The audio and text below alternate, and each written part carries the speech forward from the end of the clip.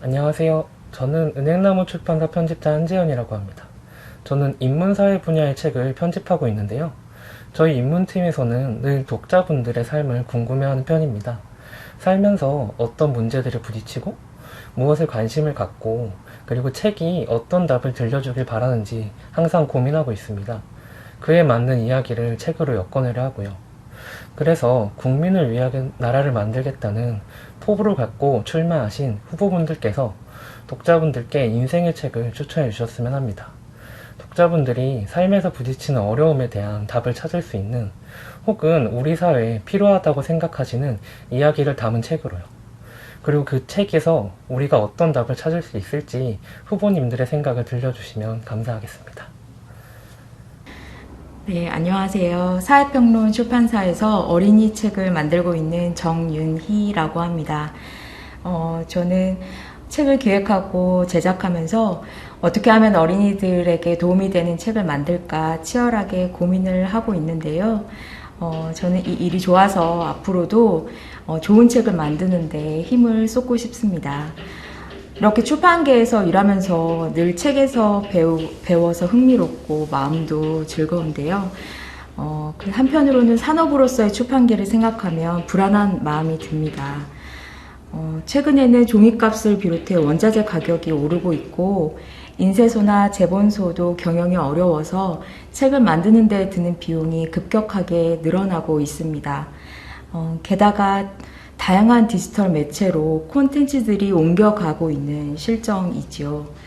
하지만 제가 생각하기에 다양한 매체에 필요한 원천 콘텐츠를 제공하는 것이 출판이고, 그리고 전 세계적으로 인기를 얻고 있는 K 콘텐츠의 근간 역시 출판이라고 생각합니다.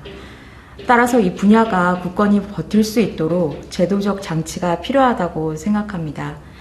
그런데 아직까지 출판사에겐 저작 인적권도 인정되지 않고, 그리고 복제 보상제도나 공공대출 보상제도에서도 출판이 빠져 있습니다. 출판계의 미래를 위해 제도적인 정비를 해주실 생각은 없으신지요? 안녕하세요. 저는 비상교육에서 교과서 참고서를 편집하는 소병업입니다. 올해로 10년째 이 분야에서 일하고 있습니다.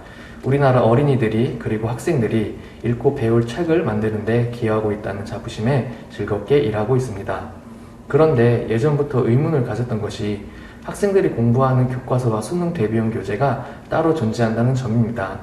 어느 한 공기업에서 제작한 교재를 중심으로 수능 문제가 출제된다고 하니 학생들로서는 당연한 선택이라고 할 수 있지요. 그러나 교과서를 기본으로 공부하고 이를 평가하는 것이 바람직한 방향일 텐데 교과서는 뒷전이고 공기업의 교재에서 수능 문제를 출제한다는 것이 올바른 상황이 아닌 것 같습니다. 그리고 공기업의 교재를 구입할 수밖에 없으니 같은 시장에서 경쟁해야 하는 저희 민간 출판사들은 큰 어려움을 겪습니다. 또한 수식료, 정부기금, 정부 보조금으로 운영되어야 할 공기업이 민간의 영역에서 공정하지 않은 경쟁으로 막대한 수익을 올리는 것은 어떤 측면에서 보든 바람직하진 않은 것 같습니다. 이런 상황에 대해서 후보님은 어떤 생각을 가지고 계시는지 궁금합니다.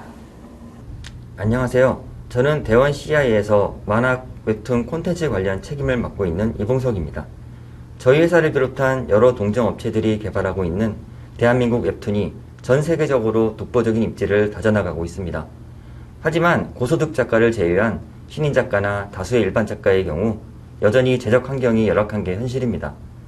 정부나 지자체에서 영화 제작을 위한 세트장을 지원하거나 여러 방식으로 투자하듯이 만화 웹툰 분야에도 스케치업 배경 소스 같은 원고 제작에 필요한 다양한 자료들을 국가 차원에서 저렴하게 제작 배포할 수 있을지 여쭤보고 싶습니다.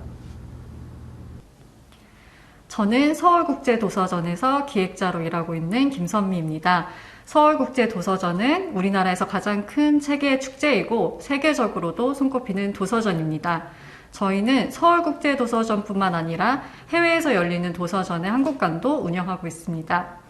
해외 도서전에 참여하면서 부러웠던 것 중 하나는 도서전 기간에 그 나라의 대통령이 도서전 현장에 직접 방문한다는 것이었는데요.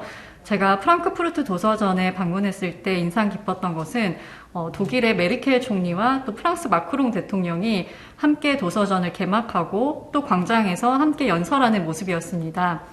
책을 통해 양국 간의 연대와 우정을 강화하고 도서전에서 문화적 교류를 통해 유럽연합의 통합을 증진시키고자 하는 의미였다고 합니다. 후보님께서는 대통령이 되신다면 서울국제도서전 개막에 함께 참여해 주실 수 있으실까요? 그리고 현재 강한 검열 때문에 저작권 교류에 한계가 있는 베이징 도서전과 또한 상업적 한계로 문을 닫고 있는 도쿄 도서전 사이에서 동아시아의 유일한 콘텐츠 교류의 허브인 서울국제도서전이 동아시아를 넘어서 세계에서도 손꼽히는 도서전으로 자리 잡을 수 있도록 도와주실 수 있으신가요?